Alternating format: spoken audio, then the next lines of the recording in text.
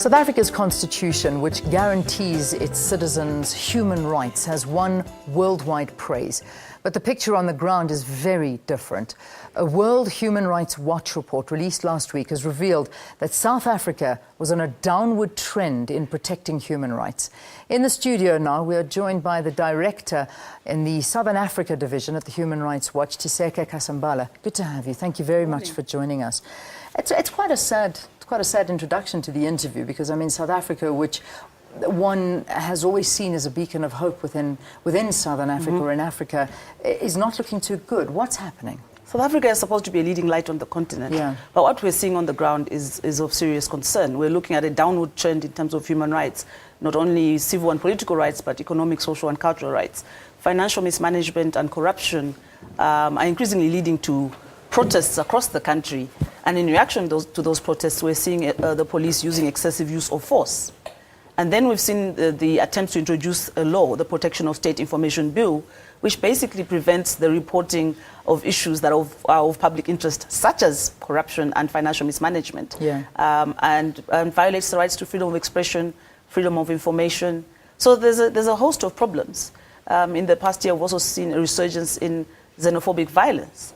And that's because of high unemployment and poverty levels within local communities, and foreign nationals have become the scapegoats. So we've seen a resurgence in violence against foreign nationals and attacks on their property. Yeah. We also, one issue that needs to be spoken about is the water issue, because this is now grabbing headlines all over the place. Water and adequate sanitation, which is a basic human right. And yet you're finding that grade R pupils of the ages of 5 and 6 are dying by just going to the toilet.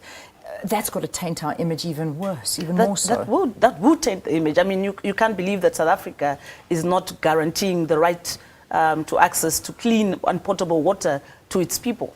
I mean, it's going to be a health crisis.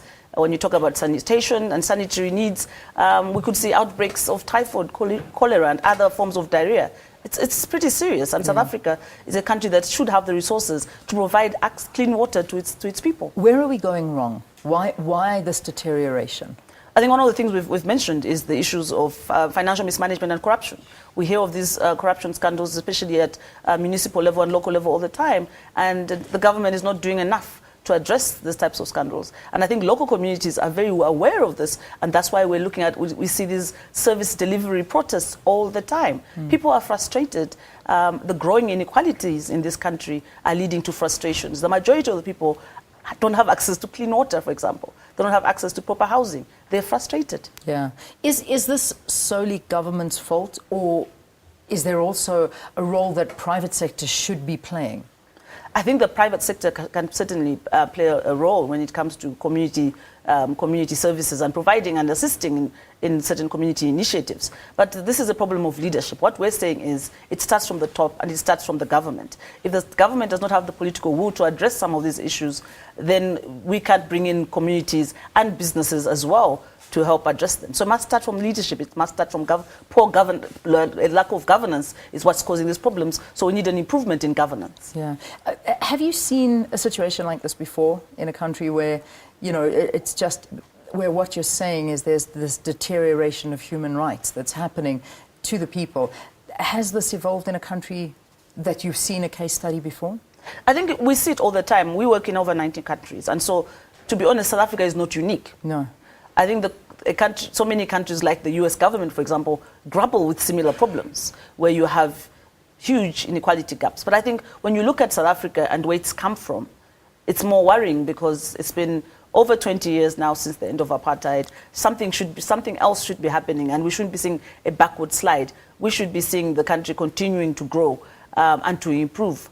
So I think South Africa is unique. Yeah.